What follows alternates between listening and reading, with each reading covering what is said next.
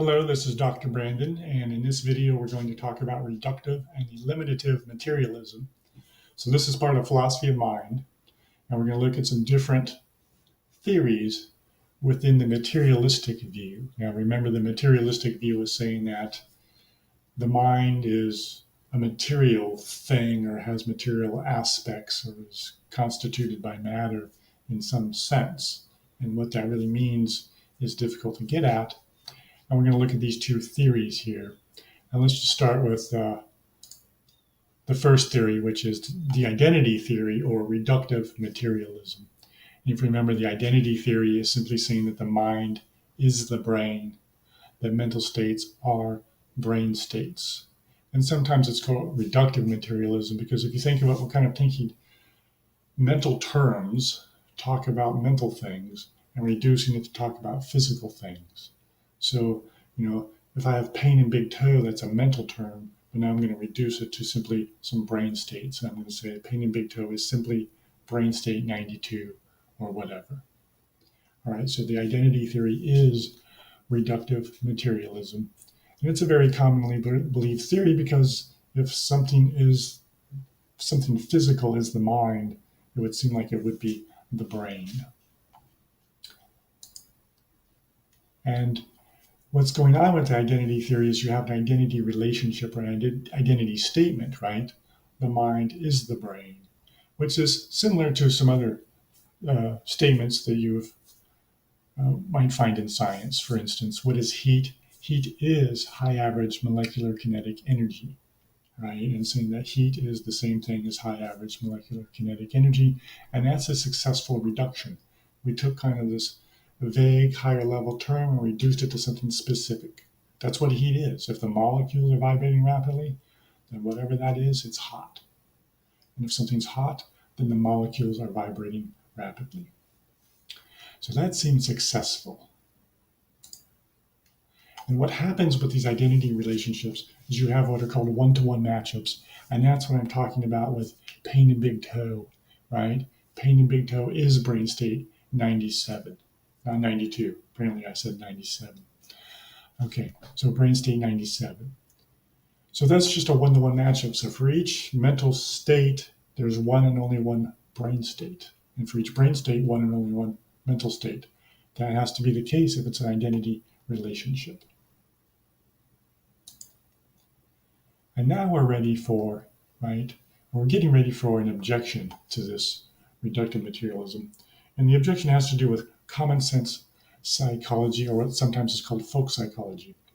And if you think of terms like being afraid, being sleepy, feeling melancholy, being in love, being anxious, these are all part of common sense psychology. Having a will, making decisions, deliberating, these are all the terms we use to describe our mental life. So that's all part of common sense psychology. And the problem we're going to run into is how do we match up those terms with brain states? Let's go to the objection now. And this is an objection from an eliminative materialist. And here's what he says. As the eliminative materialists see it, the one-to-one matchups will not be found, and our common sense psychological framework will not enjoy an inter-theoretic reduction. What does that mean? Inter-theoretic reduction means a reduction between theories.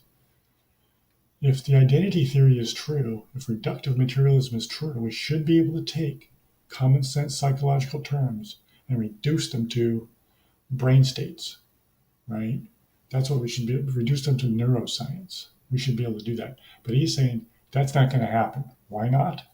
Because our common sense psychological framework is a false and radically misleading conception of the causes of human behavior and the nature of cognitive activity.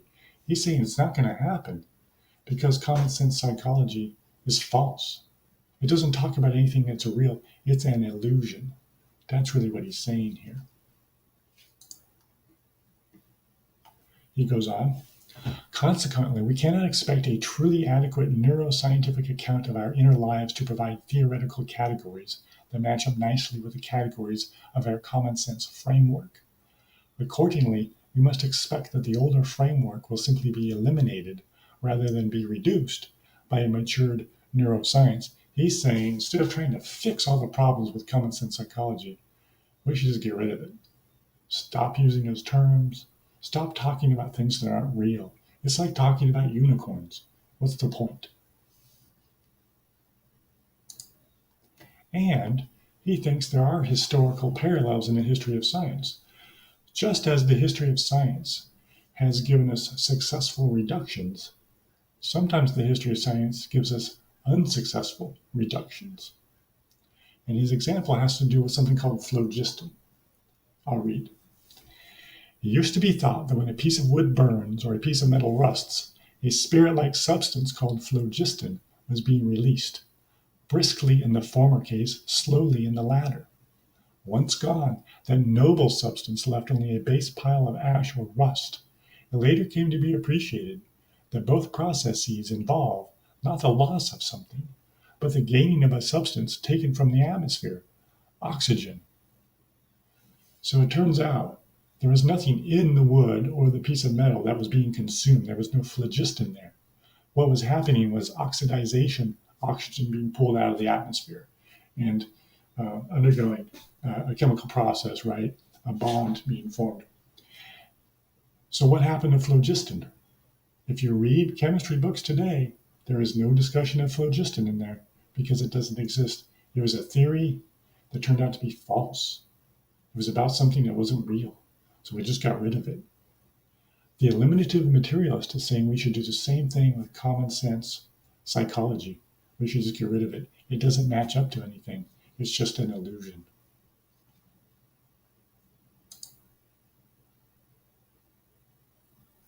And that's what he's saying here. And he's saying we can know it's an illusion because it doesn't make any progress. People are using the same terms they've been using for thousands of years, and we don't even know what's going on. We don't know what the will is. We don't really know why people need to sleep. We don't know lots of things about these terms. We don't know what they match up to. I mean, what does it really mean to be melancholy? Is there such a thing? And so on. And so he's saying that's not going to be a fruitful research project. We should stop trying to match up these terms with brain states and instead just study the brain states. Now, he does point out that it's not an all or nothing choice. We might find a term or two in common sense psychology that we can match up to some brain states. But if we don't find the matchups, we should just get rid of those terms and talk about the brain states. And so that's kind of what it means to be an eliminative materialist. You're not trying to match everything up. You're not trying to take all those common sense psychology terms and find something real, right, that represents them or that is them in the brain, right? You're basically free to just eliminate these terms, right, if you can't find anything.